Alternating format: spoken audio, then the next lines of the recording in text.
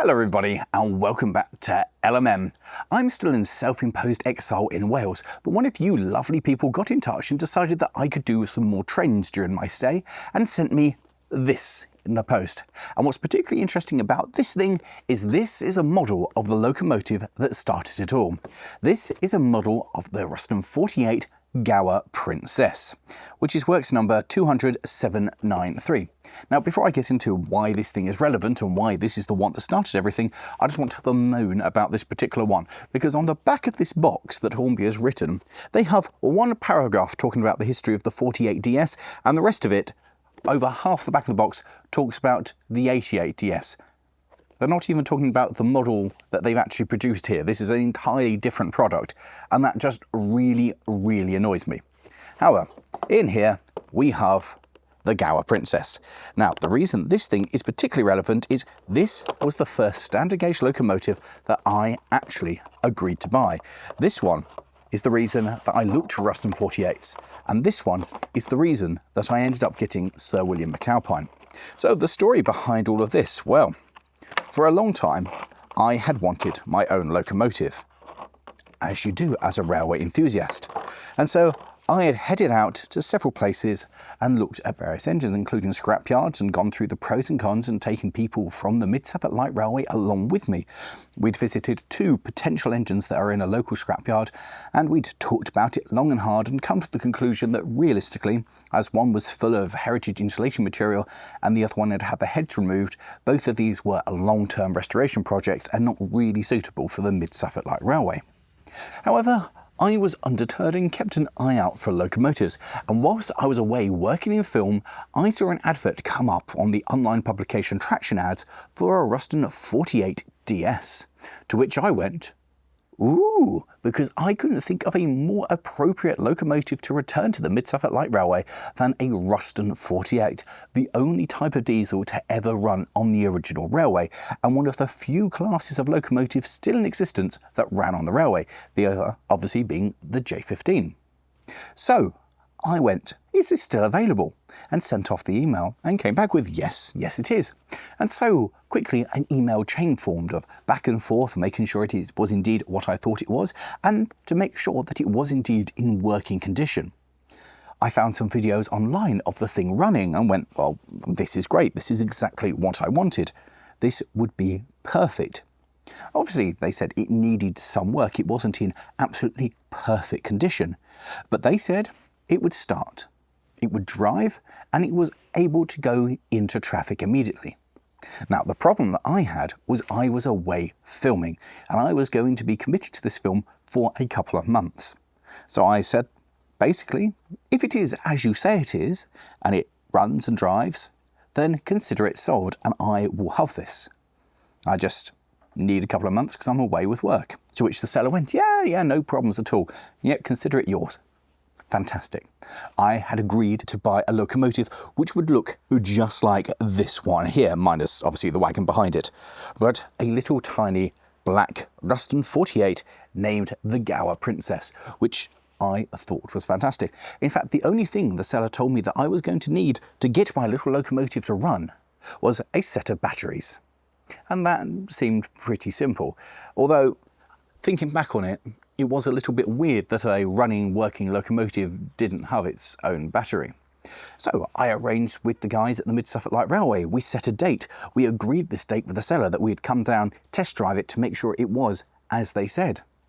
They agreed, the railway agreed, and I carried on filming that week, feeling very excited that my earnings from that film would go to buy me a locomotive. And then, just under a week later, I opened up my emails to see a message saying, I'm very sorry, but we've sold it to somebody else. Now, obviously, at this point, I was absolutely devastated because I had set my heart on this and I was so excited for the concept of a tiny Ruston 48 and how lovely it would be to return that to the Mid-Suffolk Light Railway. And the fact was that somebody else had come along with money in their pocket and said, we'll take it away. And that is now the guys over at the West Somerset Railway who have it at Willerton as their yard shunter. And I've seen it since. And actually, I'm really glad it went to them because they've done a stunning job with it. It looks superb. And now I think it's recently been repainted and now it's blue, but they've still done a stunning job. They've done a great job with making it into something that's a useful locomotive and actually in the yard. And frankly, they've done a better job than I think I would have done. Since then, I also found several videos of it showing that it was bumper started around the yard. So they would push it, back drive it through the gearbox, and that's how they'd get the thing going. So whether or not it actually started, and some of the stories I've heard from the guys when they got it at the West Somerset Railway make me feel that perhaps the seller wasn't being entirely truthful with it. As disappointed as I was, that then started me on my quest to try and work out where the rest of the Ruston 48s were. I had a list that was some 15 years out of date that had been provided to me by a friend who had also previously owned a Ruston 48. And he was equally interested to find out where the rest of them were. So I started to email people who had last had this locomotive at their railway and say, do you still have the locomotive? If so, does it work? And if not, where's it gone? So I could update the list. And I found going through that one of them wasn't actually a 48, it's actually an 88. Several of them had been scrapped. I think 5 or 6 of them no longer are with us because they've been cut up or lost to time.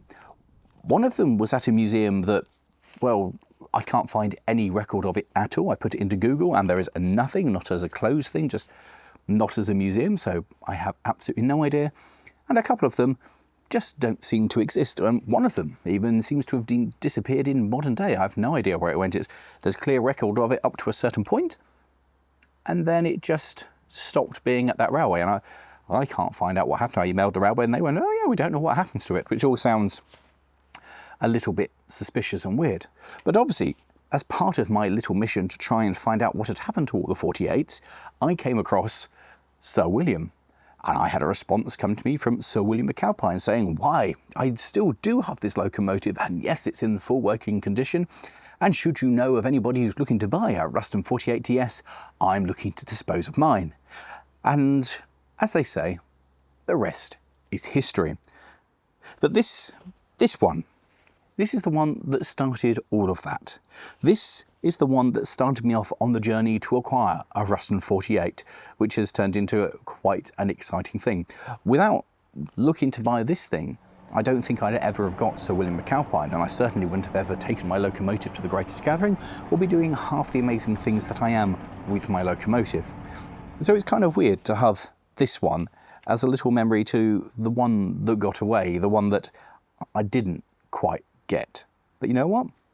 It's probably the best thing that's ever happened, because as lovely as this little one is, and it's a lovely looking little machine, having Sir William and the connection to the man himself and being able to meet him, deal with him and buy the locomotive off him is one of the greatest things I ever did. And it's such an honour and so fantastic for me to be able to keep his name going and keep his legacy going in some tiny way with a tiny little diesel shunter. And I like to think that he'd be really excited with the stuff that I'm doing with it and the fact that it's gone to the greatest gathering and there's lots of other stuff in the pipeline for it. I think he'd like that. And obviously if I'd got this one, well, that would never have happened. Sometimes it's just not meant to be and it ends up being something even better. But I like having it now. After all these years of not actually having it, finally, I've acquired this one, and that makes me pretty happy. Been a long roundabout way. Of course, the only problem is I don't actually have any track here, so I can't run it or do anything, but I can look at it and just think of what might have been if I'd had this one instead. So, with that, I hope you've enjoyed this little dive into the past and finding out about my previous almost acquisitions of what almost was. Because I think we'd be in a very different place if I'd got this one instead. And would I have kept it like this? Because it's a very weird livery, isn't it? The fact that it's got the name written on the side, the big printed Ruston on the front rather than the cast nameplate, and then its number done up on the side. This wasn't how it worked. That's not the condition it had when it worked. It was just a cosmetic choice at the time when it was at the Pontypool and Blahaven. It was at Pontypool. But when I looked at it, I believe it was at the Llanelli Railway, not Pontypool, which at the time was a very small and basically unheard of railway. I think it was there.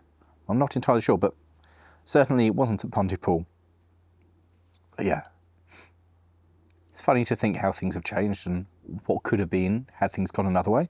But it is also really nice to have another little Ruston 48, and certainly this one will be joining my fleet, and hopefully you'll see it when we're at the Slough Model Railway Show in a couple of weeks' time, or at the NEC when we're there again, because I fancy having this thing out and about, because I do love a little Ruston 48. And certainly I need to take it to see Sir William and reunite it with the one that I ended up getting rather than this. Anyway, thanks for watching, guys. I hope you've enjoyed a little bit into the past and what a lovely little purchase this is, and how it sent me down memory lane of what could have been. So anyway, thanks for watching, guys. If you have enjoyed this, how about clicking somewhere over there for some adventures with my full-size Ruston 48, or down there for, you know what, some other adventures with the full-size Ruston 48.